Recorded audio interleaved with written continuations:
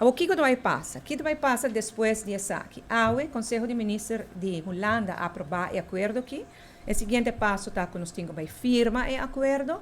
E depois de firmar o acordo, o interesse de fiança de COVID barra imediatamente de 6,9% para 5,1%.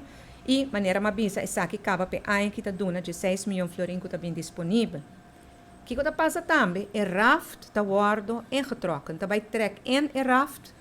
Já acaba a trek in o corro, a outra vai trek in o raft também.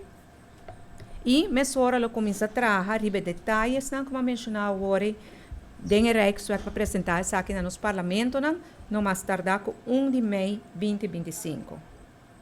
Den processo que lo tem em conta também, que a regra que o Parlamento estipula, ora mas se traga de um consenso Rijkswet, o Parlamento a indicar que não quer guardo envolvido na final, nem que guardo envolvido durante o trajeto.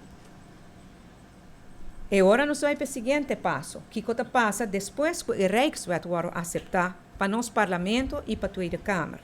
E agora o interesse de fiança de COVID está barra aún mais, está barra agora no nível que a Holanda está paga na interesse, mais opslag de 0,2%. E sei, na situação atual de mercado, está 3,4%. Também, uma vez que o Rijkswet está claro, Holanda está disposto para escrever e refinanciar nos débito externo e barra na imenso interesse abaixo. E como a bisa nós está pagando entre 6 e 7%, também vai barra na 3,4%. Pois essa aqui não é o qual que nós queremos anunciar e também me quero remarcar que nós lo informar o Parlamento também de acordo aqui, que acordo bestuurlijk acordo entre o governo e nós lo contestar a pergunta e dar toda a informação. O Parlamento tem rol importante nessa aqui. Não há o acordo aqui bestuurlijk, zet o governo com o governo, mas sim no momento que o Rijkswet me vai apresentar, fim de dia, que nosso Parlamento tem que aprovar e a Tweede Câmara tem que aprovar. Eu agradeço a equipe que negociou em nome de Aruba. Faz sacrifício enorme para o povo de Aruba. Sim, que os cidadãos de Aruba sabem quem não está. Mas para nós é tão difícil e me agradeço de coração aqui.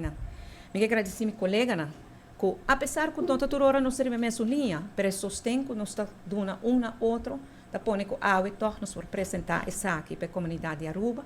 E me agradeço ao secretário de Estado, Alexander van Huffelen, para sobre que ele tem sua disponibilidade, especialmente aqui, uma vez que nós começamos a papia o tema na fevereiro, na março, na abril e agora aqui na maio, que nós logra chegar assim na leu.